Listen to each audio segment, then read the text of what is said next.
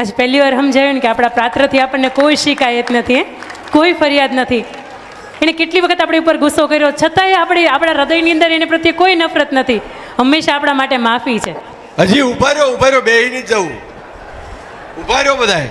આપ સૌને વિનંતી છે કે જેટલા પ્રેમથી હાથ પકડ્યો હતો ને આ જેટલા જ પ્રેમથી અને પ્રેમથી એક વખત ગળે ભેટી લ્યો. કારણ કે એ માણસે તમારા ગળે ભેટવાનો વર્ષો સુધી ઇંતજાર કર્યો છે. સાસુબાઈ બોલી ગયા હતા ને તો એને ખબર હતી કે મારા પતિ સાથે છે ને. આપ સૌને પાછળથી વિનંતી હક કરો, દિલથી પ્રેમથી પહેલી વાર મળ્યા હોય એમ આમ હામું જોઈને હક કરો ને. કારણ કે દીકરાએ જેથી તરછોડ્યા હતા ને આંખમાંથી 2-5 આંસુ પડી ગયા હતા ને તમારો સાથ હતો. દુલાભાઈ એમ નહીં, હરખી રીતે કરો. જો મારી ઘોડે આવો, જો મારી હામ. હા એવું હોય ને તો અમે કેમેરા આ બાજુ એમ હક ન કરે ને માના હામ છે.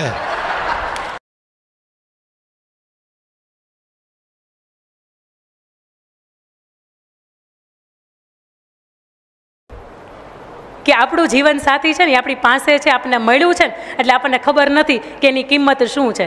એક ઘટના મારે આપને કેવી છે કે છેલ્લો પ્રસંગ કે એક દાદા હતા ને એની તે આર્થિક રીતે ખૂબ સમૃદ્ધ હતા અને દાદા એના બા કોમામાં જતા રહે, એના પત્ની એમના અર્ધાંગના કોમામાં જતા રહે અને કોમામાં જતા રહ્યા એટલે એને હોસ્પિટલની અંદર એડમિટ કર્યા હતા.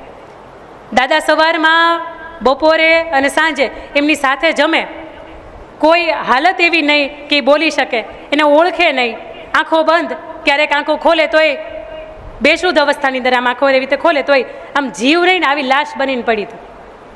દાદા સવારમાં જાય ને તો એ થેપલા, મરચાં, દહીં જે સાથે લેતા ગયા હોય ને એની સાથે જમે.